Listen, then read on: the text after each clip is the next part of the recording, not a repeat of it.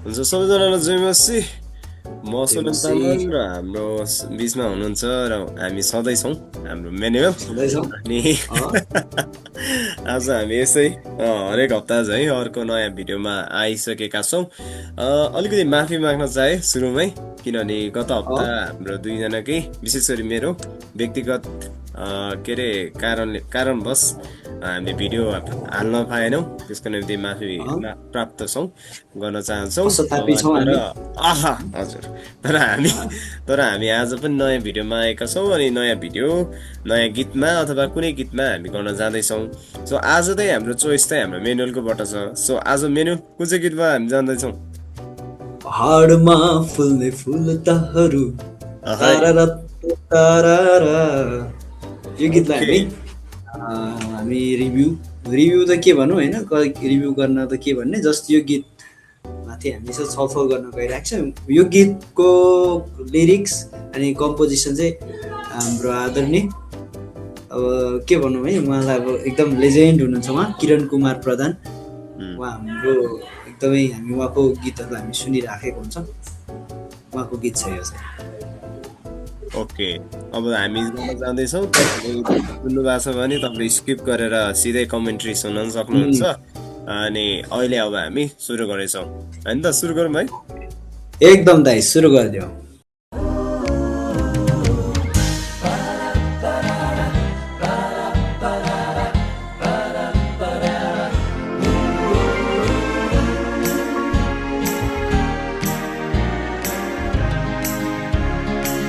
पहाडमा फुल्ने फुलताहरू कति राम्रा छन्,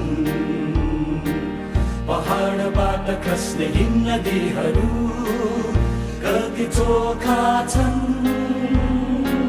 पहाडलाई सृष्टि गर्ने प्रभु अझ कति महान छन्, पहाडलाई सृष्टि गर्ने प्रभु कति महान छन्। म महान प्रभुको सृजना, म महान प्रभुको विपना, म सधैँ गर्छु महान प्रभुको महिमा।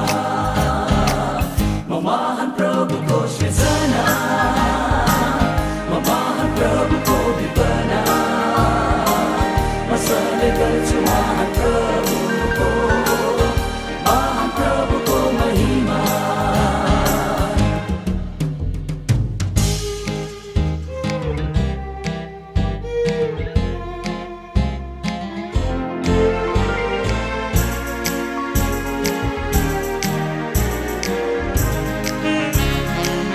पृथ्वीमा हिँड्ने पशु प्राणीहरू कति अचम्भका छन्, पानीमा बाँच्ने सबै प्राणीहरू कति आकर्षकका छन्, प्रकृतिलाई सृष्टि गर्ने प्रभु कति अद्वितीय छन्, प्रकृतिलाई सृष्टि गर्ने प्रभु कति अद्वितीय छन्। म महान प्रभुको सृजना, म महान प्रभुको विपना, म सधैँ गर्छु महान प्रभुको महिमा। म महान प्रभुको सृजना, म महान प्रभुको विपना, म सधैँ गर्छु महान प्रभुको महिमा।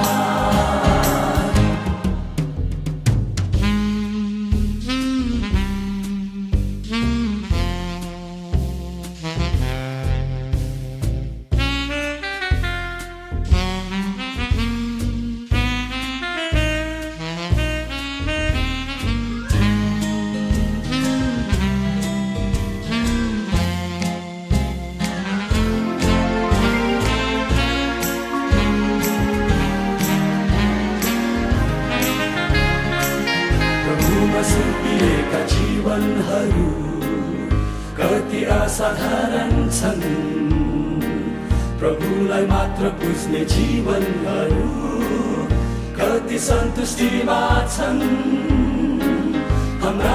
परमेश्वर पिता पुत्र आत्मा कति अतुल्य छन् हाम्रा परमेश्वर पिता पुत्र आत्मा कति अतुल्य छन् म महान प्रभुको सृजना म महान प्रभुको विपना म सधैँ गर्छु महान प्रभुको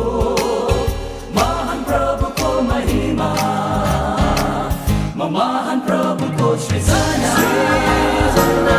महान प्रभुको विपना म सधैँ गर्छु महान प्रभुको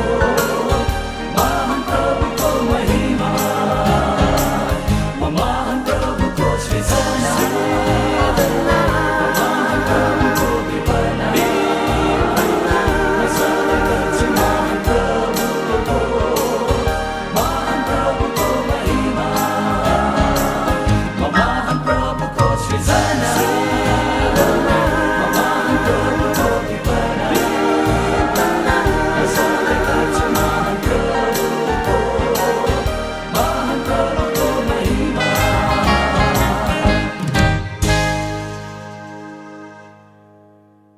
अच्छा सकियो ओके कस्तो इन्ट्रेस्टिङ गीत छ नि त यो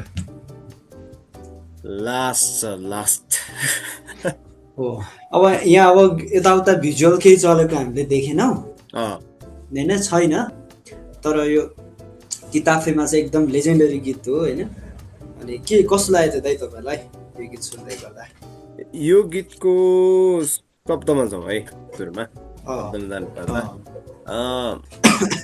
म महान प्रभुको सृजना महान प्रभुको विपना त्योभन्दा नि अगाडि चाहिँ के अरे पहाडमा फुल्ने फुललताहरू सो यो शब्दहरू सबै कुरा हेर्दै आउनुपर्छ यसमा चाहिँ मेन कुरा प्रभु बाहेक अरू कुरालाई यसले प्रशंसा गरेको चाहिँ म पाउँदिनँ ठ्याक्कै मजाले भन्नुपर्दा यो गीत चाहिँ त्यस्तो जस्टिस छ क्या जस्तै बाइबलको सत्यता र अनि गीतलाई होइन अझै कम्पोजिसन सरी मुखै बिग्रिन्छ ब्यालेन्स छ क्या यस्तो मजाको ब्यालेन्स छ कि अनि शब्दहरूको मजाले गर्दै जाँदा क्रिएसनको बारेमा भन्छ होइन सृष्टिको परमेश्वरको सृष्टिको बारेमा भन्छ र हामी को हो हामी पनि परमेश्वरको सृष्टि हो त्यो कुरालाई यसले बयान गर्छ अनि त्यति मात्रै होइन त्रिएकताको बारेमा चाहिँ यसले बयान गर्छ पहिलाको भजनहरूमा कमै पाउँछौँ होला यसो ख्रिस्ट र परमेश्वर अनि पवित्र आत्मा त्रिएकताको कुरा लेखेको यो गीतमा बल्ल पाउँछौँ सो यो गीत दामी छ मेरो चाहिँ किन दामी लाग्छ भन्दाखेरि म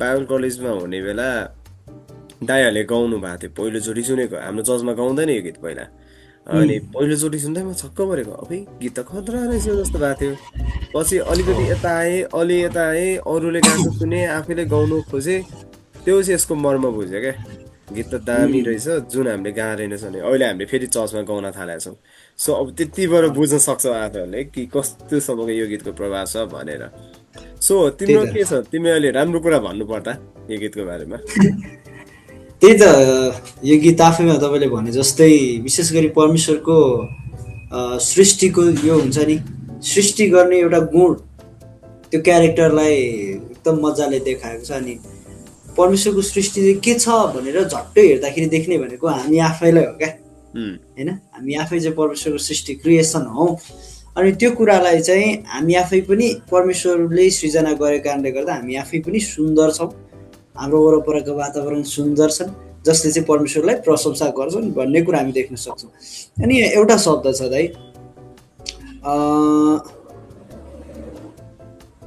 सबभन्दा सुरुमा चाहिँ पाहाडमा फुल्ने फुललताहरू कति राम्रा छन् होइन सृष्टिको गुण गायो त्यसपछि पाहाडबाट खस्ने हिम नदीहरू कति चोखा छन् आहा त्यसमा पनि सृष्टिको गुण गायो होइन यो लिरिक्सले तर अब त्यसपछिको लिरिक्स चाहिँ पहाडलाई सृष्टि गर्ने प्रभु अझ कति महान छन् यो शब्दले कस्तो हिट गर्यो नि त हेर्नु न होइन त्यो सबै कुरालाई क्या अगाडि होइन सृष्टि गरिएका कुराहरू कति राम्रा छन् कति सुन्दर छन् तर त्यसलाई पनि सृष्टि गर्ने प्रभु अझ कति महान छन् भनेर परमेश्वरको सुन्दरतालाई परमेश्वरको शक्तिलाई झन् माथि देखाएको अति नै राम्रो लाग्दैन मलाई। अनि अर्को भनेको यहाँ तल्लो गएर एउटा एउटा शब्द छ मलाई मन परेको, थर्ड नम्बरमा, थर्ड भर्समा, प्रभुमा सुम्पिएका जीवहरू कति असाधारण छन् अनि प्रभुलाई मात्र पुज्ने जीवनहरू कति सन्तुष्टिका छन्। प्रभुलाई मात्र पुज्ने जीवनहरू भन्ने कुरा चाहिँ यता प्रस्थान पुस्तकमा 20मा हामीले हेर्दै गर्दाखेरि चाहिँ उहाँ बाहेक अरू कुनै देवी देवता नमान्नु भन्ने आज्ञा छ होइन, 10 आज्ञामा त्यो आज्ञा छ। त्यो आज्ञालाई चाहिँ यो गीतको तेस्रो भर्सले एकदम सही तरिकाले पक्रेको हामी देख्न सक्छौँ क्या। प्रभुलाई मात्रै पुज्ने जीवनहरू कति सन्तुष्टिमा छन् भन्ने कुराहरू, यो कुराहरू मलाई एकदमै सही लाग्यो। अनि अघि तपाईँले भने जस्तै त्यसकै लाइनमा छ, थर्ड भर्समै छ, हाम्रा परमेश्वर पिता पुत्र र पवित्र आत्मा कति अतुलनीय छन्। यति शब्द हामीले हेऱ्यौँ भने पिता पुत्र पवित्र आत्माको त्रिएकतालाई कुनै पनि कुरासँग हामी तुलना गर्न सक्दैनौँ, किनकि उहाँ आफै अतुलनीय हुनुहुन्छ। उहाँको यो गुण चाहिँ अतुलनीय छ, अद्वितीय छ क्या, कुनै कुरासँग तुलना गर्न नै मिल्दैन क्या। पानीसँग तुलना गर्छ कतिले अन्डासँग तुलना गर्छ होइन, उहाँको त्रिएकतालाई व्याख्या गर्नलाई। त्यो हुनसक्छ एउटा सन्डे स्कुल लेभलको बेसिक बुझाइको लागि त्यो साधारण इलिस्ट्रेटर लिन सकिन्छ, तर उहाँको वास्तविक त्रिएकतालाई चाहिँ कुनै कुरासँग पनि तुलना गर्न सकिँदैन। कुनै कुराले पनि त्यो हुन्छ नि क्ल्यारिफाई गर्न सक्दैन, किनकि उहाँ आफैमा यो गुण, त्रिएकताको गुण आफैमा अतुलनीय छ अनि अद्वितीय छ भन्ने कुरा एकदम मजा लाग्यो। त अरू तपाईँलाई के कस्तो लाग्यो, म्युजिकहरू कस्तो लाग्यो त? यसको तिमीले भर्खर भन्दै एउटा कुरा याद आएको चाहिँ एउटा के छ भन्दाखेरि यो गीत चाहिँ कस्तो सिकाको टाइपको छ क्या। वरिपरि हेर त पहाडलाई बनाउने यस्तो यस्तो छ, यति राम्रो छ नि, हो बनाउनेको हो परमेश्वरले बनाउनु भएको हो। त्यो एक तरहले सिकाएको कुरा छ क्या। जस्तै वरिपरि हेर्न लगाएर, वरिपरि सम्झाउन लगाएर अनि सिकाइरहेको हुन्छ नि, कसैले सिकाउन आँटेको हो, त्यस्तो खालको गीत रहेछ भनेर आफूले भन्दा ठ्याक्कै दिमागमा हिट भएको थियो त्यो। अनि अर्को कुरा चाहिँ के छ भन्दाखेरि म महान प्रभुको सृजना, म महान प्रभुको सृजना, अनि म सधैँ गर्छु महान प्रभुको महिमा। अनि यसाया 30:40 साथले के भन्छ कि हामी उहाँको महिमाको लागि बनिएको। अनि पहिलो कोरिन्थीको 10:31 पनि के भन्छ, जति खाओ पियो जे गर तर सबै परमेश्वरको महिमाकै लागि गर। त्यही भएर त अहिले हामी तिमी र म यो ग्लोरी टु गडमा नि गर्दैछौँ। हाम्रो यो रियाक्सन, हाम्रो देखाउने हरेक कुरा, हाम्रो कुराहरूले पनि गर्दैछौँ। अनि अझै नि यो गीतमा नि त्यो छ, अनि मजा लागिरहेको थियो। तर एउटा क्रिटिक गर्नु पर्दा चाहिँ अरूमा जानुभन्दा अगाडि चाहिँ जस्तै महान प्रभुको विपना, यो शब्दमा चाहिँ अलिकति गाह्रो हुनसक्छ होइन। अलिकति गाह्रो भन्नाले हामी त्यसलाई त्यतिकै लिन नि अलिकति गाह्रै छ, किनभने महान प्रभुको सृजनासम्म ठिक छ, विपना भन्नको लागि चाहिँ तिमीले हामीले कसरी लिइरहेको छौ भन्ने कुरा पर्छ। जस्तै तिमीले चाहिँ यसलाई कसरी लिएको छौ विपना भन्ने शब्दलाई? मैले यसलाई चाहिँ कसरी लिएँ भन्दाखेरि कुनै पनि कुरा चाहिँ वास्तविक हुनु चाहिँ यसलाई विपना भन्ने अर्थमा मैले लिएँ। जस्तो उदाहरणको लागि इनकेस यो शब्दमा लिरिक्समा यस्तो भइदिएको भए, म महान प्रभुको सृजना, म महान प्रभुको सपना भइदिएको भए, त्यो इनकेस सपना भइदिएको भए त्यो सपना मात्रै हुन्थ्यो, त्यो वास्तविक हुँदैन थियो, त्यसले परमेश्वरको एउटा कम्प्लिट कामलाई देखाउँदैन थियो। तर मैले चाहिँ यसलाई कसरी ल्याएँ भन्दाखेरि म महान प्रभुको सृजना हुँ, जुन चाहिँ म उहाँको विपना हो। उहाँले जुन कुरा सोच्नु भयो त्यसले चाहिँ रियलमा बनाउनु भयो भन्ने कुराको वेले लिँदाखेरि चाहिँ एकदम बुझ्न सजिलो हुन सक्छ। यो डेफिनेसन चाहिँ मलाई मन पर्यो हो भने, किनभने यो विपना भन्ने कुराले चाहिँ के देखाउँछ भन्दाखेरि प्रभुले यस्तो पनि बुझाउन जान्छ क्या। प्रभुले हामीलाई सपना सम्झिनु भएको थियो रहेछ, तर उहाँले विपनामा हुन दिनुभएछ भन्ने कुरा नि बुझाउँछ। केही हदसम्म पोजिटिभ छ भने केही हदसम्म अलिअलि यो त मान्छे टाइपको भएन र भन्ने कुरा नै आउन सक्छ होइन। तर तिमीले भनेको जस्तो आइडियाले चाहिँ पूर्णताको कुरा गर्यो, त्यो कुरा गर्दा चाहिँ धेरै दामी लाग्यो। डेफिनेसन दामी, दामी दियो मेनुले अनि त्यो राम्रो लाग्यो। अरू त यो गीतको कम्पोजिसनको कुरा गर्ने हो भने अचम्म लाग्दो गीत छ क्या। अहिलेको गीत होइन पहिलो त, तर त्यहाँ हेर न सुरुमा तारा तेरारा उम्, त्यो कटको त्यो हेऱ्यो भने पनि घट्ने बढ्ने हरेक कुरामा गएको छ इभन यो बजाउने बेलामा हो है एकछिन त अब के हो यो कट चेन्ज भएको भयो भन्ने पनि भइरहेको थियो अनि त्यही त कस्तो मजाले बनाएको छ क्या बिचमा हेर नि त्यो सेक्सोफोन पनि पुरै बिचमा बजाउन लाएर म्युजिकको मजाले युज गर्नु भएको छ उहाँले एकदम र एकदम गीतै यतिसम्म बनाउनु भनेको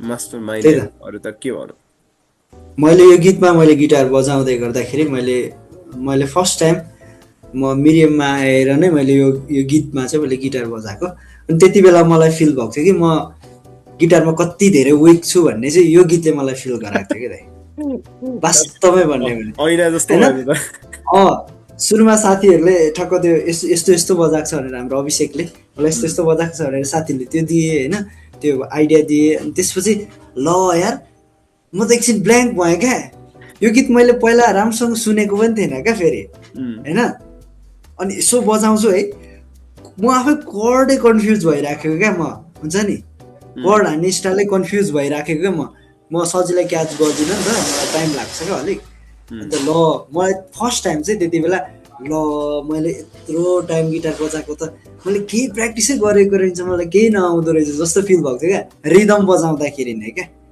अब लिडहरू यताउताको कुरा त परै राखौँ जस्ट रिदम बजाउँदाखेरि नै मलाई अप्ठ्यारो भएको थियो क्या सुरुमा तर पछि बेलुका घरमा गएर यसो हेरेर ट्राई गरेँ होइन ल कस्तो मजा लाग्यो क्या त्यसपछि चाहिँ अलिअलि जानेपछि मजा लागेको थियो यो गीत आफैमा एकदम लास्ट टाइम हाम्रो मिरियममा पनि यो गर्ने प्लान थियो तर अलिकति आकाशबाट केही झरेको जस्तो महसुस भयो यहाँ कप राखेको थियो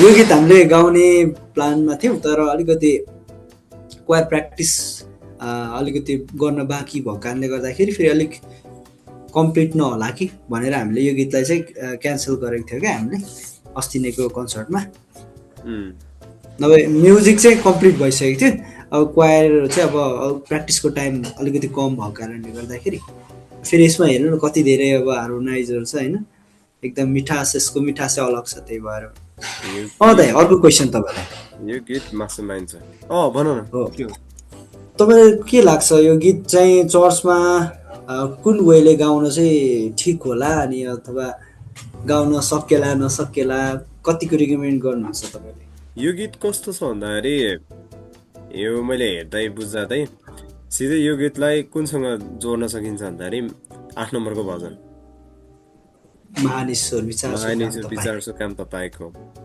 यो प्रशंसाको गीत हो होइन यो पनि प्रशंसाको गीत हो यो पनि प्रशंसाको कुरा हो अझै यसले के भन्छ भने महिमाको कुराहरू छ अनि यसले चाहिँ ट्रेक परमेश्वरमा पनि ल्याउँछ सो यो वर्सिपमा गाउने हो भने बेस्ट हुन्छ वर्सिपमा गाउनलाई ठिक छ किनभने यसले आफू को हो भन्ने कुरालाई बताउँछ अनि यो 8 नम्बरको भजन पनि त्यही त हो नि भजन हो तर वर्सिपमा नि गाइरहेको हुन्छ अनि के अरे भजनमा नि गाइरहेको हुन्छ यो दुईटै ठाउँमा गाउनु मिल्छ सो मेरो विचार चाहिँ यो गीत जहाँ दुई ठाउँमै गाउनु मिल्छ तर अब धन्यवादको कुरामा चाहिँ अलिकति गाह्रै हुन्छ किनभने धन्यवादी हुने खालको गीत होइन यो अनि समर्पणताको गीत पनि होइन यो यति हो यसले महिमाको कुरा गर्छ प्रशंसाको कुरा गर्छ सृष्टिको बारेमा कुरा गर्छ यदि त्यो बेला कसैको चर्चमा सृष्टिको बारेमा वचन बाँडिरहेको छ भने त्यो समयमा वर्शिप लिडरले यो गर्यो भने सबभन्दा बेस्ट हुन सक्छ यो भजन नम्बर 8 अनि अरू गीतहरू छँदैछ